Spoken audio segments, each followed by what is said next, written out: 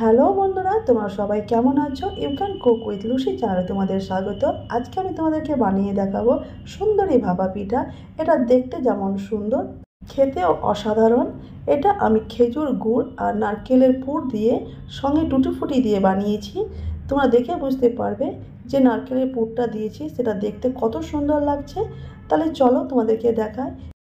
এই দেখো, আমি 2 বাটি উঁচু করে শুকনো চালের গুঁড়ো নিয়ে নিলাম। আজকে আমি একটু বড় সাইজের ভাপা পিঠে বানাবো, তাই একটু বড় সাইজের বাটি নিয়ে এই চালের গুঁড়ির মাপটা করে নিলাম। এখন আমি আরও কিছু উপকরণ দেব। এই দেখো, নিয়ে নিচ্ছি 1 চামচ ঘি। এতে আমার ভাপা পিঠের মধ্যে সুন্দর একটা ফ্লেভার বেরিয়ে আসবে। আর দিয়ে দিচ্ছি 1 চামচ পাউডার দুধ। এই পাউডার দুধটি দেওয়ার জন্য আমার ভাপা পিঠেটা ভীষণই সুস্বাদু আর মজাদার হবে। আর দিয়ে দিচ্ছি ছোটো চামচের 1/2 চামচ লবণ। আমার আটা যতটা আছে সেই পরিমাপে আমি লবণটা ইউজ করেছি। তোমাদের আটা অনুযায়ী তোমরা সেই লবণটা দেবে। এখন আমি ভালো করে মিক্স করে নেব। তারপর আমি তোমাদেরকে জলের পরিমাপটাও দেখিয়ে দিচ্ছি। দেখো, যেই বাটির আটা নিয়েছিলাম সেই বাটি 1 বাটি জল নিয়ে নিয়েছি। এখন জলটা এভাবে আস্তে আস্তে করে মিক্স করব, পুরোটা একসঙ্গে ঢেলে দেব না। এই দেখো, আমার পুরো 1 বাটি জল লেগে গেছে। যেহেতু আমি উঁচু করে আটাটা নিয়েছিলাম তাই আর একটু পরিমাণে জল লাগবে। এই জলটা ভীষণই ম্যাটার করে। জলের পরিমাপটা ঠিকঠাক না হলে ভাপা পিঠেটা সফট বা স্পঞ্জ হবে না। এই দেখো, আমি একটু যা জল নিয়েছিলাম সেটাও পুরোটাই দিয়ে দিচ্ছি। এভাবে তোমাদেরকে দেখাবো। দেখো, এই আটার মধ্যে আমি মুঠোটা বাঁধছি, আমার মুঠোটা বেঁধে যাচ্ছে। এতে ভেবে নিতে হবে জলটা ঠিকঠাক হয়েছে। এখানে খুব বেশি জল হলেও ভাপা পিঠে ভালো হবে না, কম জল হলেও ভাপা পিঠেটা ঠিকঠাক হবে না। তার জন্য ঠিক পরিমাপেই জলটা দিতে হবে। এখন আমার আটাটা হয়ে গেছে। এখন আমি একটা চালনার মাধ্যমে সেটাকে চেলে নেব। ভাপা পিঠের আটাটাকে অবশ্যই এভাবে একবার চেলে নিতে হবে। এতে ভাপা পিঠেটা সুন্দর হবে, একদম কেকের মতন। এভাবে না চাললে ভাপা পিঠেটা কখনোই ভালো হবে না, তাই এই প্রসেসটা অবশ্যই করতে হবে। আমার সমস্ত চালা হয়ে গেছে। এখন আমি এটাকে ঢেকে রেখে দেব, কারণ উপর থেকে শুকিয়ে না যায় তাই। এখন আমি যে নারকেলের পুরটা দিয়েছি সেটা আমি তৈরি করব। খুব সহজে এই পুরটা তৈরি হয়ে যাবে। নিয়ে নিচ্ছি খেজুর গুড়। এই খেজুর গুড় দিলে ভাপা পিঠে থেকে একটা সুন্দর ফ্লেভার বেরিয়ে আসবে। আর দিয়ে দিচ্ছি 4 চামচ নারকেল কুড়ো, যেটাকে আমি কুড়ে রেখেছিলাম। আর দিয়ে দিচ্ছি 1 চামচ পাউডার দুধ। এখন সুন্দর করে এটাকে মিক্স করে নেব। তোমরা দেখবে কত সুন্দর একটা পুর তৈরি হয়ে যাচ্ছে। এখানে আমার নারকেলটা একটু কম লাগছিল, তার জন্য আরও 2 চামচ নারকেল কুড়োগুলো আমি অ্যাড করব। এই দেখো, কি সুন্দর হয়ে গেল। অল্প সময়ের মধ্যে একটা পুর আমি তৈরি করে নিলাম ভাপা পিঠেতে দেওয়ার জন্য। এখন আমি ভাপা পিঠেটা তৈরি করব। দেখো, একটা বাটি নিয়ে নিয়েছি। প্রথমে বাটিটাকে আমি একটা শুকনো কাপড় নিয়ে মুছে নিয়েছি, কারণ এতটুকুনো জল না থাকে। জল থাকলে আটাটা লেগে থেকে যাবে, এতে ভাপা পিঠেটা সুন্দর হবে না। প্রথমে আমি টুটি ফুটি দিয়ে দিব, কারণ যেহেতু এটা টুটি ফুটি দিয়ে বানিয়েছি।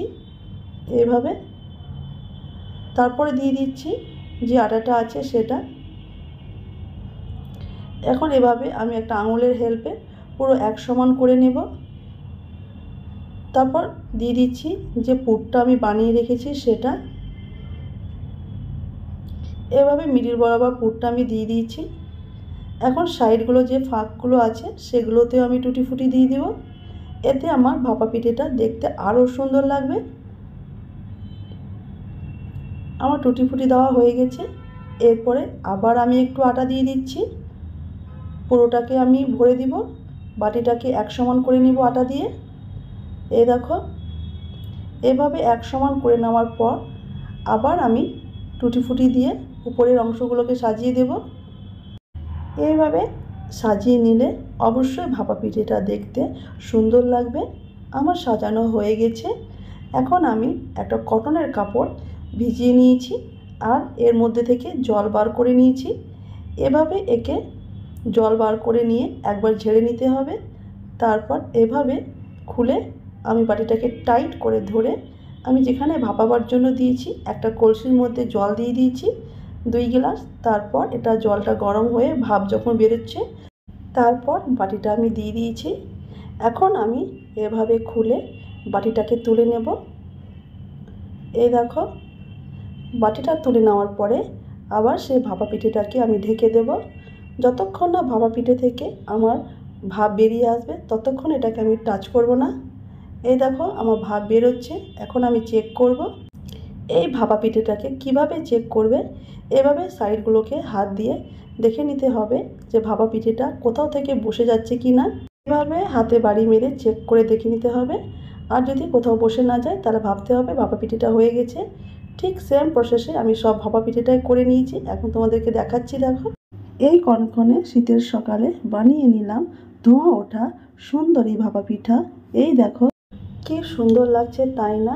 এটা দেখতে যেমন সুন্দর, খেতে অসাধারণ, অতুলনীয়। এটা বলে বোঝানো যাবে না বন্ধুরা, এটা কত সুন্দর হয়েছে। অবশ্যই তোমরা এটা ট্রাই করে যদি বানিয়ে দেখো তবে গিয়ে বুঝতে পারবে কত সুস্বাদু ও কত মজাদার এই ভাপা পিঠেটা। দেখো কি সুন্দর লাগছে, টুটি ফুটিগুলো কত সুন্দর বোঝাচ্ছে। দেখো, এইভাবে ভাপা পিঠে বানালে যে কেউ খেতে চাইবে। দেখো, মনে হচ্ছে যেন কেক একটা। এটা একটু গরম লাগছে, তাই আমি আরেকটা যেটা ঠান্ডা হয়ে গেছে সেটা তোমাদেরকে ভেঙে দেখাবো।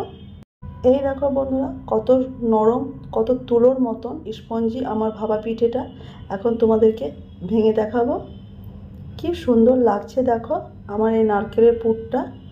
অবশ্যই আমার এই রেসিপি ফলো করে যদি তোমরা বানিয়ে দেখো, তোমাদের এতটাই সুন্দর হবে যতটা আমার সুন্দর হয়েছে। আমার এই ভিডিওটি ভালো লেগে থাকলে অবশ্যই ভিডিওকে লাইক আর চ্যানেলকে সাবস্ক্রাইব করবে আর সবাইকে শেয়ার করবে। ভিডিওটি লাস্ট পর্যন্ত দেখার জন্য তোমাদের অনেক অনেক ধন্যবাদ। নতুন ভিডিওতে তোমাদের সঙ্গে আবার দেখা হবে। ততক্ষণের জন্য ভালো থেকো, সুস্থ থেকো আর আমার পাশে থেকো। বাই বাই বন্ধুরা।